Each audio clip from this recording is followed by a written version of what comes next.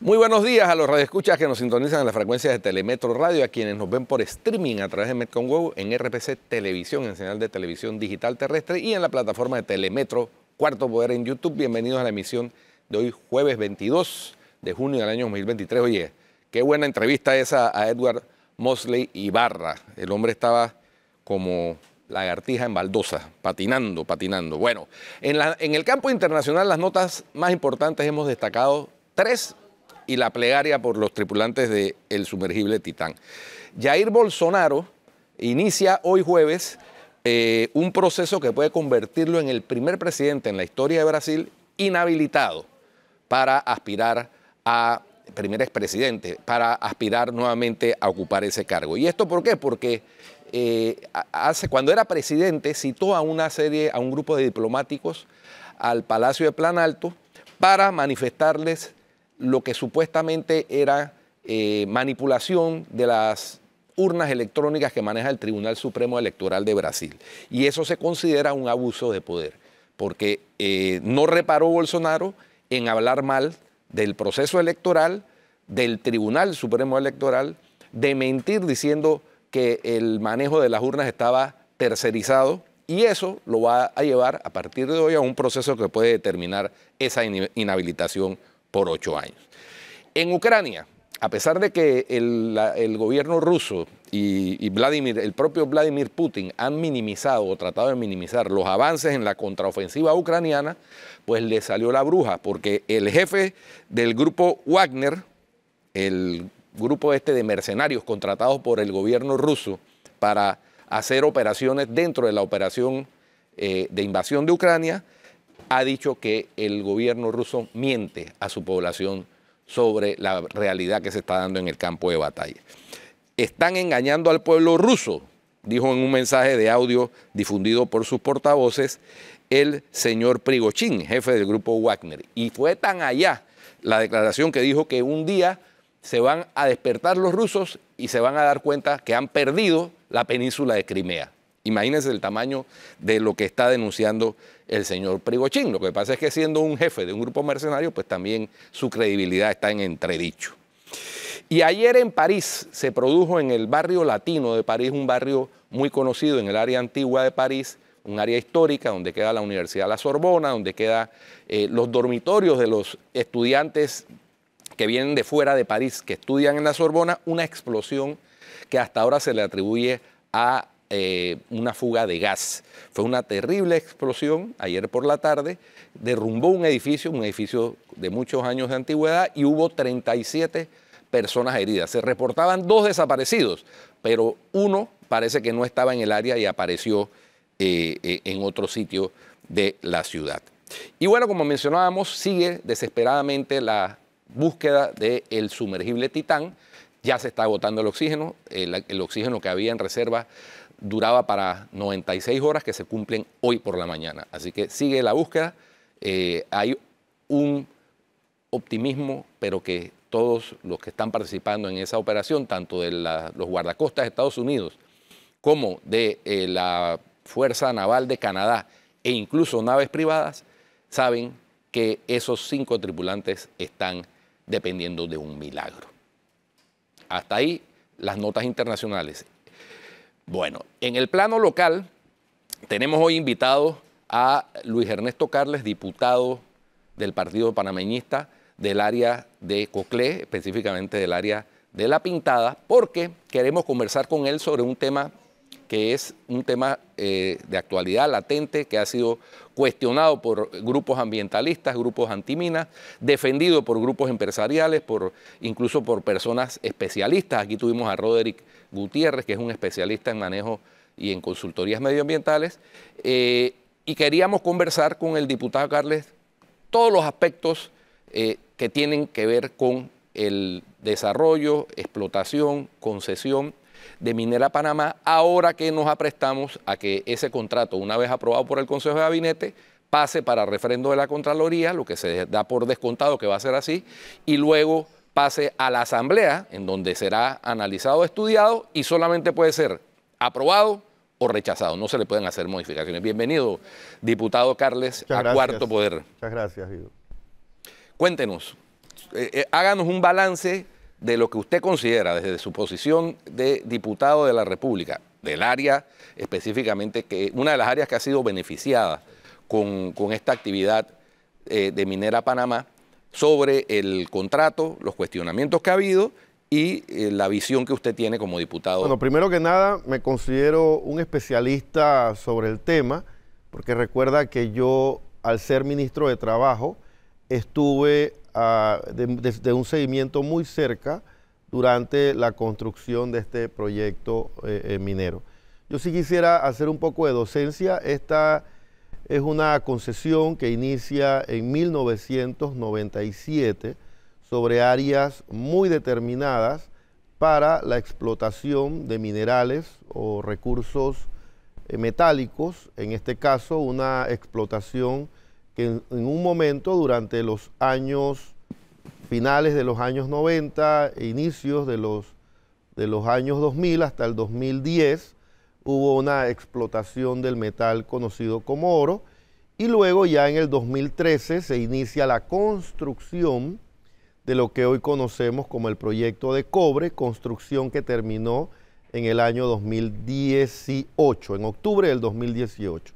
Ahí es importante resaltar que esta construcción se hizo bajo los parámetros laborales que requiere la norma, una inversión de más de 6.000 millones de dólares, y que luego, ante un vencimiento de un contrato que fue dado en concesión por 20 años, tuvo que iniciar una nueva renegociación, que es lo que estamos ahora, diríamos, en una etapa de cierre, y que para poder ser perfeccionado, diríamos, o posterior a su firma del contrato administrativo, y que debe de ser firmado por el Contralor General de la República, debe de entrar en la Asamblea entonces para su, como tú muy bien dices, para su aprobación o desaprobación. Los diputados no pueden cambiar una sola I de lo que ha sido negociado entre el Estado y los representantes de la empresa, por lo que esperemos entonces que ese devenir suceda ya a mediados del mes de julio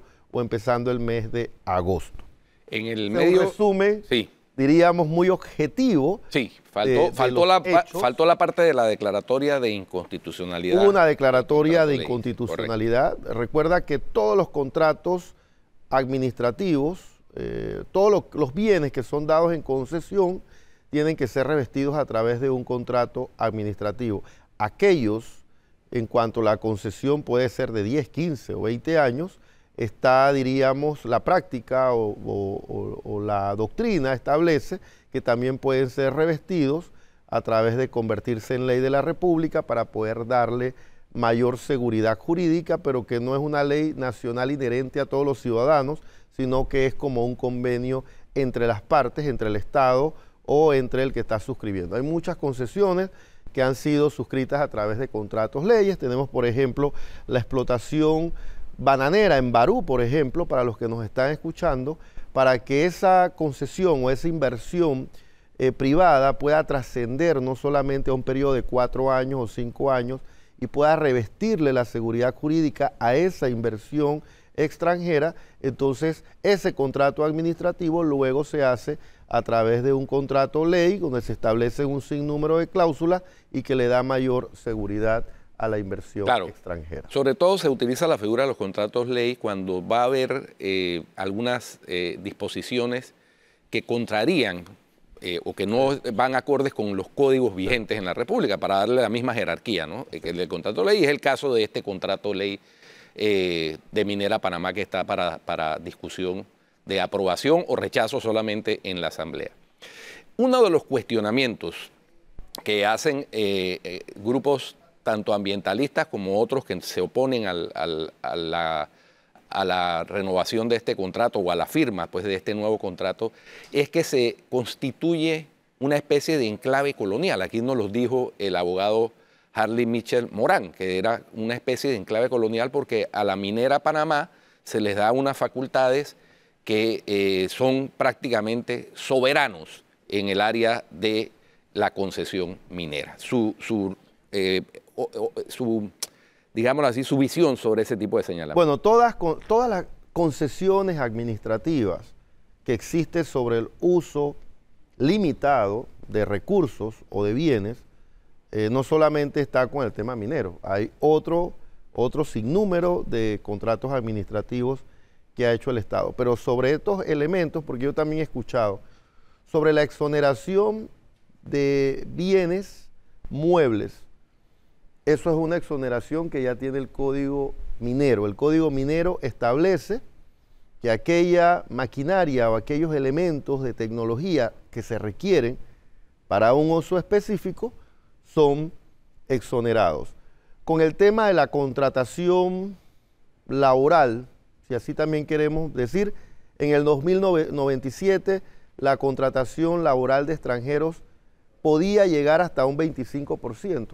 Ahora el contrato lo reduce a un 15%. Siento que son elementos más bien positivos. Y el 15% es lo mismo que está establecido en el Código de Trabajo. Es lo que está. Todos los trabajadores, por ejemplo, cuando haya en la zona libre de Colón, técnicos, en las zonas francas, la zona libre de Colón, la zona especial de Barú, la zona de Panamá Pacífico, tienen esas leyes que se puede contratar hasta un 15% de mano extranjera. El contrato que se hizo en 1997 sobre el tema minero establecía hasta un 25%. Es más, yo como ministro de Trabajo tuve que asumir lo que establecía esa norma. Ahora, con esta nueva redacción, se baja la contratación a un 15%, es decir, que va a poder haber mayor contratación de mano nacional. Sobre otro elemento que he escuchado es sobre las restricciones de vuelo sobre el área minera. Nadie puede restringir ningún vuelo sobre todo en el espacio aéreo internacional. Pero yo sí puedo establecer, por ejemplo, que tú tengas una finca privada o tú puedas tener algún, que alguien te pueda sobrevolar o te pueda experimentar o que pueda poner en riesgo tu inversión. Muchas voladuras cualquier cosa que puede suceder. Entonces, esa cláusula es una cláusula cajonera que ya también existe en otros contratos. Es como si yo estuviese en un puerto. Es más, cuando se hizo la ampliación del canal, no se permitían tampoco vuelos a una distancia muy cercana, en pies, a esa construcción del canal, porque también puedes poner en riesgo la misma situación o tú no sabes quién te pueda sobrevolar el área para establecer. Así es que esa no es una cláusula nueva. Y ahora que está de moda, ahora que está de moda la utilización de drones para filmar. Yo lo que sí creo y estoy de acuerdo con algunos sectores ambientalistas es que nosotros tenemos que establecer una mayor inspectoría sobre aquellos elementos o aquellos contratos, no solamente este contrato minero, sino que el Ministerio de Ambiente tiene que establecer las inspectorías necesarias para poder establecer todas las dinámicas o todas las exigencias que tienen sobre acciones de mitigación, sobre cualquier riesgo que pueda suceder o sobre la reforestación de áreas precisas que no necesariamente son en el proyecto, sino en otras áreas geográficas. La Dirección General de Ingresos también jugará un papel importante para poder determinar que esos niveles o cuando tú logres sumar cuánto computa la exportación y cuánto refiere eso entre un 12 y un 16%, porque eso sí yo creo que hay que reconocerlo. En 1997, Panamá recibía una regalía hasta un 2%. Ahí no había, era un 2% de manera categórica. De la facturación. No había ni un mínimo ni un máximo. Sí, era un 2% de lo que facturaba. Ahora se establece entre un 12 o un 16%. De la utilidad. En el mejor momento que le vaya al proyecto minero, ese 16% puede representar 500 millones de dólares o 380 millones de dólares. Pero en el peor momento de esa facturación internacional en cuanto a la exportación, hay un mínimo. Que aunque ellos bajen y ese mínimo esté por debajo de 375 millones de dólares, ese es el tope mínimo que la República de Panamá va a recibir por año. Y yo sí creo que también hay un impacto social en cuanto a establecer que esos impuestos o esas regalías no lleguen al presupuesto general del Estado. Es un poco como las regalías que recibimos o los excedentes. Yo le llamo regalías porque son excedentes de lo que factura el Canal de Panamá, hay un excedente anual que puede ser de 2.700 millones, de 2.500 millones, 1.800 millones, pero que entran al presupuesto general del Estado y se invierte en obra pública. A mí me interesa un poco esta redacción del contrato minero porque va más allá, que de esas regalías que recibe el Estado, que van a ser 375 millones de dólares, no van a entrar a un presupuesto general del Estado para que sea el presidente de turno el que determine dónde se van a invertir esos recursos, sino que a mí me interesa que un 25%, que es más o menos, puede ser más o menos 180 millones o 185 millones, directamente a la sostenibilidad del programa de pensión de vejez, invalidez y muerte. Otro importante, un 20%, para todos los jubilados que ganan menos de 350 dólares.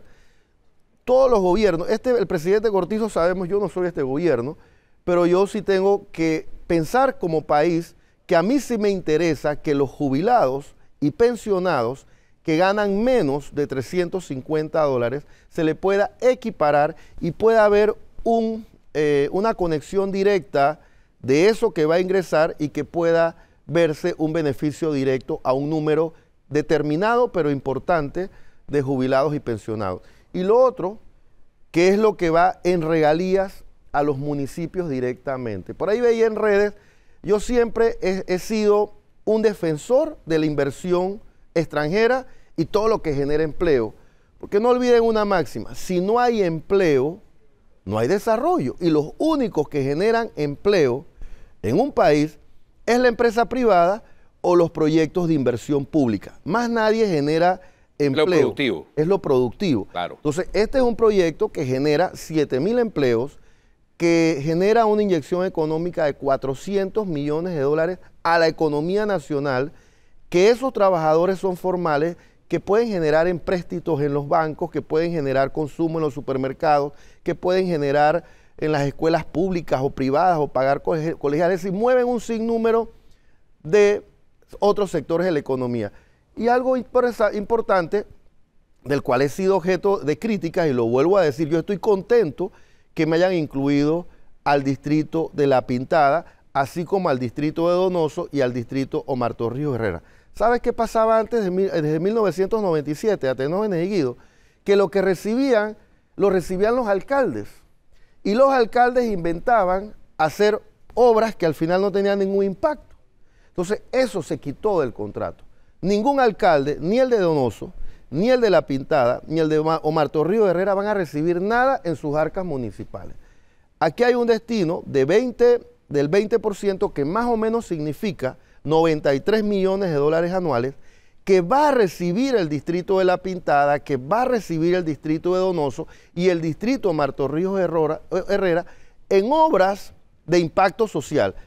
Y yo diría megaobras, porque ahí lo dice claramente el contrato, en salud, que determina que es alcantarillados, acueductos, potabilizadoras, en proyectos carreteros de asfalto, en proyectos sanitarios que son, por ejemplo, hospitales o en las escuelas. Yo pongo ejemplo, el IPT de La Pintada está a punto, deteriorado totalmente, la matrícula está creciendo, es un IPT agrícola. El Estado, los gobiernos no han tenido la entereza porque siempre no hay presupuesto. Entonces, aquí hay un presupuesto directo de 6 o 7 millones de dólares que puede costar un IPT totalmente nuevo. Entonces, eso es lo que yo quisiera también salvar de este proyecto que puede tener muchas críticas, pero que hay que, sobre todo, ver elementos importantes. Su voto también es una representación de toda la bancada panameñista que votaría a favor de este proyecto. Mire, yo he ¿O solamente es su voto? Yo he escuchado voces del PRD, del panameñismo y del Molirena y de muchos partidos. Yo estoy hablando de mi voto. Yo estoy convencido. O sea, no es de la bancada, sino de su voto. Yo estoy convencido, yo como Luis Ernesto Carles. Y la posición del partido panameñista. Y le explicaba a Guido un poco. Es que nosotros fuimos parte, por eso es que yo escuchaba en estos días al presidente del partido. ¿Su circuito está ahí mismo? No, su circuito nosotros como gobierno fuimos parte de la construcción de ese proyecto minero. Entonces nosotros no podemos decir ahora, nosotros no podemos oponernos. Claro. Yo fui ministro de Trabajo, yo fui un actor importante, creo en el proyecto, creo que la mina a nivel mundial hay todas ONGs, organizaciones en contra de los proyectos mineros, como hay en contra del desarrollo de los puertos, como hay en contra del desarrollo hasta del turismo y de muchas otras cosas que al final siempre va a haber críticos. Pero yo en lo personal soy parte de un proceso, porque yo fui ministro de Estado, yo vi cómo se construyó esa mina y ahora por yo no ser del gobierno que está negociando este contrato, entonces yo voy a estar en contra. Eso sería politiquería, porque yo lo que veo es que algunos políticos han venido a decir, no, es que no estoy de acuerdo con el contrato, pero cuando fueron presidentes, por ejemplo, nunca asumieron una crítica sobre un proyecto de concesión minera que era el tema de Petaquilla. No, y por muchos otros más, porque hasta yo puedo decir, los panameñistas fuimos parte de la construcción de ese proyecto minero. Yo fui ministro de Trabajo. ¿Con qué moral yo podría venir a sentarme aquí a decir, ese contrato minero no es funcional? Los políticos que... Yo sí te puedo decir que yo voy a votar a favor.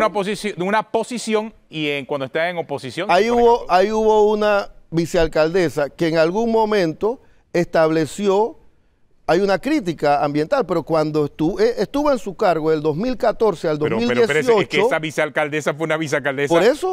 del actual presidente del Partido Panameñista. Yo te puedo hablar sobre mis actos atenógenos. Pero yo creo que también hay que ser responsable por el país. Y del 2014 al 2018 se construyó esa mina. Y yo no escuché a esas autoridades decir ni pío en contra del proyecto. Vamos al cambio porque tenemos que hacer un cambio y regresamos porque está muy interesante. Tenemos el tema de la mina, pero tenemos otro tema con el diputado. Sí. Descentralización paralela y también lo que va a pasar en la asamblea ahora del 1 de mayo. El diputado estaba viendo al señor Edward Mosley. ¿Y qué va a pasar con la comisión de credenciales? Bueno, vamos al cambio y volvemos. Ya regresamos.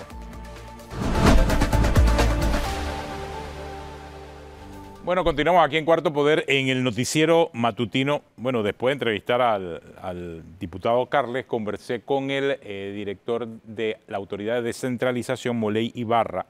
Y en medio de la serie de preguntas que teníamos, hablamos específicamente acerca del amparo que él presentó ante una solicitud enviada por el procurador de la Administración, Rigoberto González, sobre el tema de los fondos de descentralización. Y me escribe el licenciado Ernesto Cedeño como aclaración que después de haber oído las declaraciones del director de la Autoridad de Descentralización, declaró, dice el licenciado Ernesto Cedeño, que la investigación que inició la Procuraduría de la Administración no suspendía el sistema de descentralización. A él solo se le pidió un informe sobre el tema y aquí me manda la prueba, que la tenemos ahí en pantalla, de la solicitud enviada por la Procuraduría de la Administración al actual director de la Autoridad Nacional de Descentralización. ¿Y eso en función de qué? Es que yo le decía que si él quería ser transparente en el uso de la información, ¿por qué había presentado un amparo ante la carta que le había enviado el procurador de la Administración? Y él decía, no, que lo que pasa es que él estaba pidiendo, que el procurador de la Administración estaba pidiendo que se suspendiera la entrega de fondos y eso eran los que no querían hacer. Ellos querían mantener el grifo abierto, obviamente, pero la carta en ningún momento pide que se suspenda. La carta lo que pide es que le den información, que es lo mismo que él vino a hacer acá, ¿no? El que sí pidió o iba a pedir, y nos lo dijo aquí en el programa, que se suspendiera fue Eduardo Quiroz. Claro, pero esa es otra cosa. Esa es otra cosa. Yo me refería específicamente a esta solicitud del procurador de la Administración. En mi experiencia en el sector público, cuando un funcionario dice lo que dijo el señor Mosley Ibarra, de que era para evitar que se suspendiera, es porque no quieren entregar. Obviamente, por eso buscan cualquier excusa, porque a mí me pasó lo mismo múltiples veces. Buscaban cualquier excusa. Dicen, no, es que si hago esto, entonces la Fiscalía va a secuestrar los bienes y se paralizan las obras públicas. Y digo, oiga, la Fiscalía no tiene facultades para secuestrar ningún bien, ¿no? La Fiscalía de Cuentas lo que puede pedirle es al Tribunal de Cuentas que saque del comercio los bienes, que los cautele, eso es sacarlos del comercio, no es un secuestro físico. Pero bueno, era para no hacer las auditorías. Entonces, ese es el tipo de cosas que los políticos, cuando toman poder de determinadas instituciones, pierden el norte de lo que es su función como servidor público. Eso es lo que tengo que decir al respecto. No, y al final, si realmente se quiere ser transparente, yo le presenté varias cosas ahí, entre ellas el hecho de que él dice, bueno, pero es que está en la rendición de cuentas. Yo le preguntaba dónde, porque no están las rendiciones de cuentas. La mayoría, un gran número de las páginas web de los municipios están caídas. Y te dice... Y ni siquiera están cumpliendo con la ley de transparencia. Hago la consulta a la ANTAI, hago la consulta a la Autoridad de Innovación Gubernamental y nadie sabe darme respuesta acerca de eso. ¿Por qué no existe esa información? Y te dice... ¿Por qué no están públicas esas páginas web? Y te dice con un desparpajo terrible que es que eso está en el presupuesto general del Estado. Sí, está la partida global. Exactamente. Pero eso no es transparencia, ni es rendición de cuentas, ni nada que se le parezca. No, y me decían muchos representantes de corregimiento acá, del Distrito Capital, bueno, que nos digan dónde están las audiencias públicas que se hicieron para los proyectos. Y eso de la capital, ni decirle de los del interior, los alcaldes que me escribieron, diciéndome, yo he pedido esto y ni respuesta me dan, pero yo porque soy alcalde de oposición, pero resulta que a los representantes PRD sin pedirlo le dan. Tampoco me supo decir por qué se habían incrementado entre marzo y abril específicamente. En eso hay que decir que el señor Benicio Robinson fue el que dio la clave de por qué. Y lo dijo con el cinismo que lo caracteriza. El que está en el gobierno es el PRD. Listo. Dice el señor Ibarra de que, bueno, lo que pasa es que la mayoría, es cierto, y eso es cierto, es real, la mayoría de las juntas comunales son del PRD, por eso, claro, la mayoría de las juntas comunales son del PRD, pero hay otras de otros partidos. Pero no todas. Pero no todas, y la proporción es enorme. Sí. O sea, la diferencia, ni no hay gráfico que aguante eso, la diferencia entre lo que se le da a la Junta Comunal del PRD versus una Junta Comunal de cualquier otro partido, incluyendo el panameñismo, es menos. Oye, a usted le han dado... Porque es que hay diputados que les dan, a través de la Junta Comunal. Pero yo vi un panameñista por allá que sí le están dando como 2 millones, por allá le dieron, hay un panameñista. Bueno, no conozco mucho el proceso, he estado viendo otros temas. Yo decía, diputado, y esto es una experiencia también de mi gestión como fiscal de cuentas en su momento. Una vez fui a sustentar el presupuesto allá a la Asamblea de la Fiscalía y un diputado, estábamos investigando ya lo del tema de las juntas comunales, parecido, muy similar a esto, pero de la campaña del 2013-2014, que se manejaron 400 millones de dólares en aquella oportunidad. Y un diputado se me acercó y me dijo, fiscal, yo le quiero decir algo. Yo conozco de casos en donde los representantes le entregaban las chequeras firmadas en blanco a los diputados. A mí no, me dijo, a mí no, pero yo conozco de casos. Eso es un secreto a voces, que eso se maneja así. Jorge Luis Herrera no es alcalde panameñista. Sí. En Aguadulce recibió que 2.7, que me mandaron la información, 2.7 millones, así que también le ha tocado a algunos panameñistas. Bueno, no sé, que a lo mejor de repente él está más cerca que otro del poder. ¿Será eso, diputado? O sea, mientras más cerca estás del poder, más te dan en esa partida. No, desconozco porque al final son procesos que se van más a nivel de los representantes y los alcaldes, ¿no? Los alcaldes y los representantes son los que están recibiendo los beneficios de esa vez. Bueno, pero dice el señor Molé que iba a mandar la información, me la mostró y si nos las envía, pues mejor, porque la haremos pública, ya que es la información que está pidiendo todo el mundo. Pero le dije que tenía que ser detallada y con las rendiciones de cuentas, porque él dice también que tiene esa información acerca de las rendiciones de cuentas, que debe incluir, tal como lo establece la ley de descentralización, una audiencia pública para que la comunidad diga en qué van a invertir esos fondos. Lo que pasa es que esos fondos no se entregan a la libre. También le saqué el tema de la carta que le envió el Contralor en respuesta al diputado Juan Diego Vázquez, que le hizo la consulta, y el Contralor sí dijo que él no tenía vela en ese entierro, que ahí había la discreción de la autoridad de descentralización. Bueno, veremos qué pasa con esa historia. Pero queremos saber qué va a pasar en la Asamblea ahora. Sí, ahora que se inicia el nuevo... Bueno, se escuchan muchas cosas, ¿no? Al final, yo creo que es importante saber que la bancada del PRD tiene una bancada mayoritaria.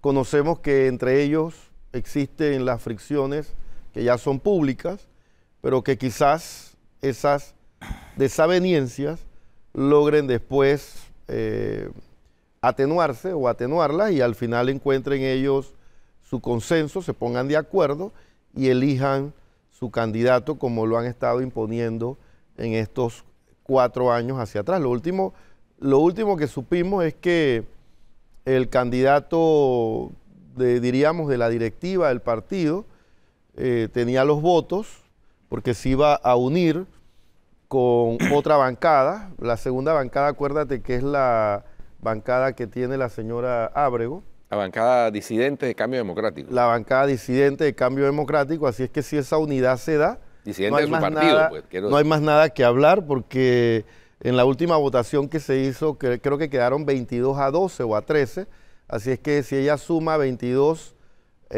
más 15, estamos hablando ya de 36, 37. Así es que eso habría que verlo. Lo que sí hay que poner atención. ¿En las comisiones? Lo que sí hay que poner atención es sobre la comisión de credenciales y la comisión de gobierno. Y yo sí tengo un mensaje muy claro. Yo voy a tratar de quedar en esas comisiones. Mira que las bancadas a veces quieren quedar en la comisión de presupuesto. Claro, yo como diputado estoy más interesado en quedar en la comisión de gobierno y en la comisión de credenciales, porque yo sí quiero mandar un mensaje alto y claro. El órgano judicial no puede ser chantajeado ni puede ser sumido a ninguna coacción. ¿Por qué está diciendo por eso? parte de la comisión de credenciales. ¿Por qué está diciendo eso, diputado? Recuerda que en los pasillos se habla de que, bueno, legalmente quienes juzgan a los magistrados de la Corte son los diputados y a través de la comisión de credenciales se inicia el proceso. Entonces sí hemos escuchado, porque uno pulula en la asamblea y sí hay un interés de poder determinar, no, porque todas las bancadas tienen presencia en las comisiones. Entonces hay un interés muy abierto de determinar quiénes son los que deben de quedar en esa comisión de credenciales. Por supuesto es que lo que yo he escuchado, Luis Ernesto Carles no está en esa lista que lo que yo para que Luis Ernesto quede en la comisión de credenciales. Hay interés de algunos diputados de tomarse la comisión de credenciales para crear una especie de frente contra los magistrados de la Corte Suprema de Justicia. Y eso es lo que no está bien, y el poder ciudadano debe estar claro que la comisión de credenciales no es, o sea, tiene muchas responsabilidades, pero no debe de ser utilizada como mecanismo de chantaje para tumbarle el brazo a ningún funcionario del órgano judicial. Aquí hay que cuidar la que algo sí se está cocinando en ese sentido. Aquí hay que cuidar la independencia del órgano judicial. Y yo como diputado lo digo públicamente. O sea, algo se está cocinando. Voy a buscar la manera de quedar en la comisión de credenciales, si usted quiere meterse, pero sobre todo para cuidar la independencia. Es que si usted quiere estar en esa comisión debe ser porque algo se está cocinando. Porque realmente. lo he escuchado y lo hemos escuchado. Bueno, y recuerda que los que escriben muchas veces las glosas no las escriben precisamente porque se las inventan, sino porque eso es lo que se escucha. Y hoy las redes sociales también te logra determinar o algunas acciones concluyentes de lo que puede pasar en el futuro. Entonces, eso es una... Claro, porque hay eso puede pasar en el futuro. Hay en ciernes decisiones judiciales importantes sobre esa comisión. En los casos conocidos de alto perfil. Y lo otro también que quisieron... Odebrecht, Blue Apple, que son decisiones que en últimas terminan, si bien se dan inicialmente en un juzgado liquidador de causas penales del sistema inquisitivo mixto, en últimas pueden terminar y también en la Comisión Suprema de Gobierno, porque han habido varias intentonas. Yo he estado, diríamos, 2 años en la Comisión de Gobierno. Es más, una vez perdí una votación en la Comisión de Gobierno, después presenté mi informe de minoría y mi informe de minoría establecía claramente que lo que estaba aprobando la mayoría no era acorde con lo que había determinado la Comisión de Reformas Electorales y que querían adelantar las convenciones extraordinarias de los partidos y otro número de cosas inconstitucionales y que afectaban los principios generales de la Constitución en cuanto a los principios de la democracia. Y después, mira, Guido, que ese informe de minoría sirvió tanto que el presidente de la República terminó vetando eso que la mayoría había aprobado. Entonces, sí es importante a veces expresar, y yo como diputado de la República también lo expreso, que en la Comisión de Gobierno ya lo han intentado y entiendo que viene otra intentona de querer meter un artículo que nuevamente establezca no la facultad discrecional del Tribunal Electoral de otorgar el fuero penal electoral. Ya estamos en un proceso electoral abierto. Venir a transgredir o cambiar alguna norma del proceso electoral en medio de un proceso electoral y en contra del criterio de los magistrados del Tribunal Electoral. Entonces Oiga, también eso aquí está amedrenta, soltando otra más. amedrenta aún más esa Nos está esa soltando autonomía, otro dato aquí, diputado. porque yo creo que el Tribunal Electoral en este momento es cuando más autonomía debe tener. Nos está soltando otro dato, diputado. Vamos a profundizar en eso en unos minutos. Tenemos una pausa y regresamos con el diputado Luis Ernesto Carles, que nos ha traído varias primicias aquí, cosas que están pasando en la Asamblea. Ya regresamos. Bueno, continuamos en cuarto. Aquí es que el diputado solamente mencionó lo de reformas electorales en el próximo periodo, y alguien me escribió y me dijo que prestáramos atención al artículo 356 del Código Electoral. Escucha lo que dice. Las personas que hayan competido para ser postuladas por un partido político o un cargo de elección popular no podrán ser postuladas por ningún otro partido político ni por libre postulación en el mismo proceso electoral para ningún cargo de elección popular, salvo que el partido en el que perdió originalmente lo autorice. Ojo con este artículo, me están diciendo, y no sé si usted tiene algo que... Eso parece tener nombre, apellido, Eso debe ser apodo, que alguien está preocupada que va a perder. y circunscripción. Claro, porque es que ese artículo, ojo, le está dando la autorización al cambio solamente si el partido político lo autoriza. Pero Entonces, si quieren modificar ahí ese artículo es porque alguien está preocupada que va a perder. Pero más allá... no sabemos. Mira, no sabemos. La materia electoral, por eso la costumbre que se ha tenido es que apenas que pasa el proceso electoral se reúne la Comisión Nacional de Reforma y establecen los cambios en una sola vez. Es decir, que aquí se convoca a la comisión, se consensua, los magistrados presentan los cambios que debe de recibir a la Ley General Electoral para el próximo proceso electoral y ahí se vuelve a cerrar el tema. Pero han habido dos intentonas y ahora pretenden una tercera intentona de volver nuevamente con el tema del fuero penal electoral para quitarle esa facultad que tiene los magistrados o el Tribunal Electoral, que es una facultad propia, es una facultad que deben de tener ellos en derecho y que más nadie debe de involucrarse, porque al final son ellos los que determinan la materia electoral. Y el otro tema es, si yo pierdo unas primarias, cuando se introdujo el tema de primarias es precisamente para eso, para evitar el transfugismo, para evitar que te vayas a otro partido, y sencillamente si tú pierdes, entonces ya tú perdiste y tú no puedes competir en ningún otro cargo. Esa norma se introdujo después de las primarias del año 98. Así es. En que perdió Alberto Gallardino la primaria con Mireya Moscoso y después fue postulado por el Partido Demócrata Cristiano en ese momento. Así es. Pero esa norma, si se modifica ante el escenario de hoy, eso tiene nombre, apellido, apodo y circunscripción. Claro. Porque solamente hay dos partidos que tienen pendientes de hacer las primarias. Cambio Democrático y el Partido Panameñista. En el Partido Panameñista... no tenemos ese problema. No hay ese problema porque el licenciado Blandón va solo. Sí. Igual que el candidato Bermúdez para la alcaldía. Sí. Van solos. En Cambio Democrático hay una disputa entre el actual presidente y la actual secretaria general Yanine Ábrego. O sea que eso tendría enfocado hacia favorecer a Yanine Ábrego para que pueda ser postulada en caso de que pierda.